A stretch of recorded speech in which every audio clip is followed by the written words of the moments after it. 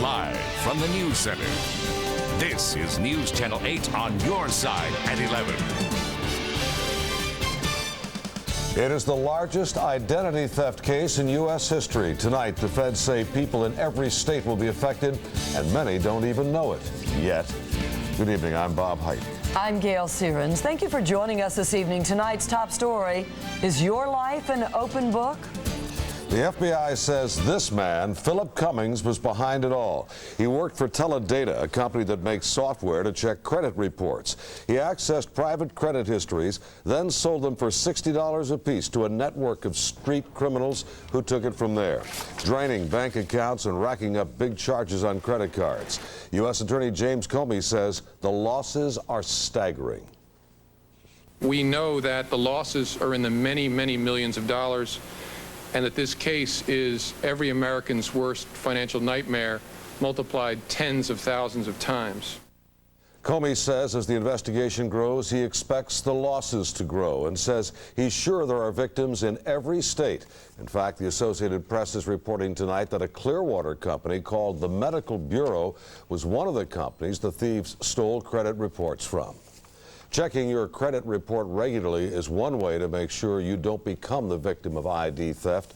It's now a monthly ritual for one Lutz man who nearly lost his identity to a crook.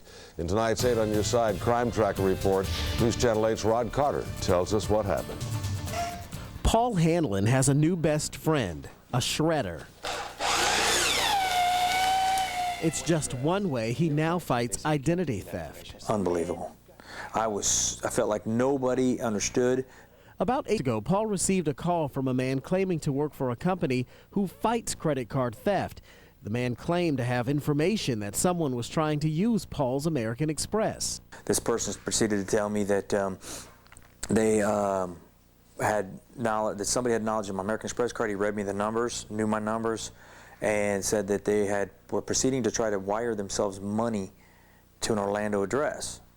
Turns out the caller was trying to get more information from Paul to use the card, but Paul quickly caught on, called American Express, and canceled the card. But not everyone is that lucky. According to the Federal Trade Commission, 50% of all identity theft victims say this was the culprit, credit cards. Either the thief would use their credit cards to make illegal purchases or open new accounts under their name. 25% of those victims say the thief obtained one of these, a cell phone or some other telephone or utility. And then there was 16% of those victims who say bank fraud was the thing they did. They would either make illegal withdrawals or cash checks. It has changed. It's 360. Paul now has a completely different outlook, charging full steam ahead to keep his credit secure. Rod Carter, News Channel 8. Recent reports show Florida ranks 3rd in the nation for the highest number of ID theft complaints. And that is why today in Tallahassee, law enforcement officials and bankers learn more about identity theft from somebody who did it. This masked man, who faces up to 20 years in prison for running a credit fraud ring, told them how easily information can be stolen.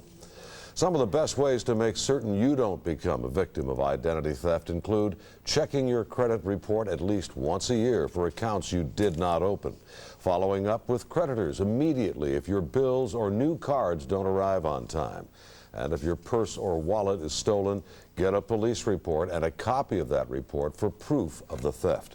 And just a reminder, if you don't think it can happen to you, statistics show an estimated 1 out of 5 households will become victims of identity theft.